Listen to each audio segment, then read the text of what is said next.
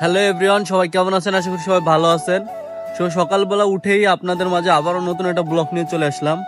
আর আজকের ব্লগটা আবারও সেই কুয়াশাচ্ছন্ন শীতের সকাল।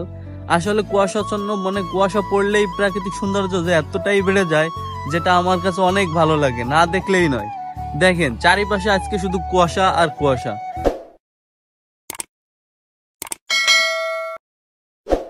আজকে রমজান মাস চলতেছে, তারপরে গরম গরম পড়ছে, কিন্তু তারপরে আজকে প্রচুর কুয়াশা পড়ছে, প্রচুর, যেটা আপনারা মনে করেন সামনে কিছুই দেখতে পারবেন না।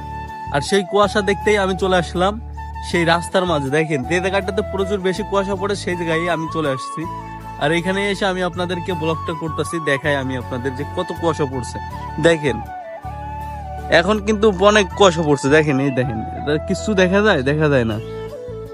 আর এটা ফোনে ওরকম লাগতেছে, বুঝছেন, ফোনে এরকম লাগতেছে। আসলে ইয়াতে কিন্তু মানে এই যে ফোন কিন্তু আবার কি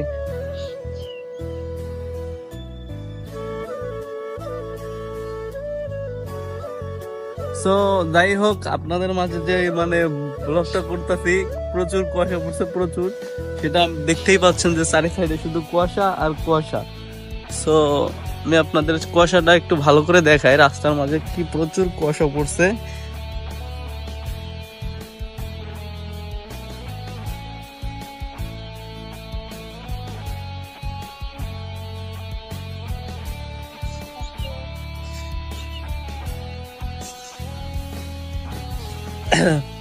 সো দেখেন যে চারি সাইডে শুধু কুয়াশা পড়ছে, কুয়াশা পড়ছে।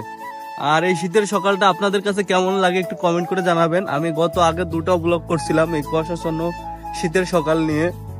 আর কুয়াশা মানেই কিন্তু প্রাকৃতিক একটা সৌন্দর্য, সে সৌন্দর্য মানে প্রচুর সৌন্দর্য, যেটা না দেখলেই নয়। আর এই যে খেজুর গাছ গ্রামের যে পরিবেশটা, কুয়াশাচ্ছন্ন সকালটা আসলে কিন্তু অসাধারণ। দেখেন সূর্য কিন্তু উঠবো, এখন 8টা বাজে, তারপরও কিন্তু কুয়াশা কমে নাই। আরো সকালে কিন্তু আরো বেশি কুয়াশা ছিল, মানে যখন সকাল ছিল 6টা বাজে বা 7টা বাজে, তখন কিন্তু আরো প্রচুর কুয়াশা ছিল। সো যেহেতু রমজান মাস, সেহরি খাওয়ার পরে নামাজ পড়ে এসে তারপর ঘুমাইছিলাম, ঘুমের পরে এখন উঠে দেখলাম যে এখনো কুয়াশা আছে, তাই বেরিয়ে চলে আসলাম আপনাদের মাঝে ব্লগটা নিয়ে। সো চারি সাইডে কুয়াশাচ্ছন্ন শীতের সকালটা আসলে অদ্ভুত একটা সকাল। কারণ আর কয়েকদিন পরে কিন্তু এই সকালটা মিস করবেন। আর যারা মনে করেন যে শহরে থাকে, একবারে পুরো প্রপারলি শহরে থাকে সদরে, আর যারা প্রবাসে থাকে, তারা তো আসলে এই কুয়াশাচ্ছন্ন শীতের সকালটা দেখতে পারে না, গ্রামের পরিবেশটা। তাই যারা আমার ব্লগটা দেখতেছেন, তারা আমার চ্যানেলের সাথে থাকবেন, তাহলে অবশ্যই ব্লগগুলো পেয়ে যাবেন। শীতের সকালে দেখেন গাড়ি আসতে কিন্তু দেখা যাইতেছে না, ওই দেখেন একটা গাড়ি আসছে, দেখা যাচ্ছে না, দেখছেন সামনে কিছু, সামনে কিছু দেখা যাচ্ছে না, দেখছেন প্রচুর কুয়াশা পড়ছে।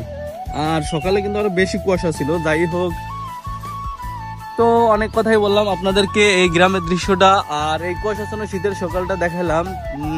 সো 4-5 মিনিট হয়েছে ব্লগটা। সো যারা আমার চ্যানেলটি সাবস্ক্রাইব করেন নাই, তারা সাবস্ক্রাইব করে রাখবেন। আর যারা এরকম কুয়াশাচ্ছন্ন শীতের ব্লগটা দেখতে চান, তারা অবশ্যই কমেন্ট করবেন। আর এই ব্লগটা কেমন লাগছে সেটাও আপনি কমেন্ট করে জানাবেন। সো ব্লগটা আর না বাড়াই, সো ব্লগটা এই পর্যন্তই। সবাই ভালো থাকবেন, সুস্থ থাকবেন, টাটা, বাই বাই, আল্লাহ হাফেজ।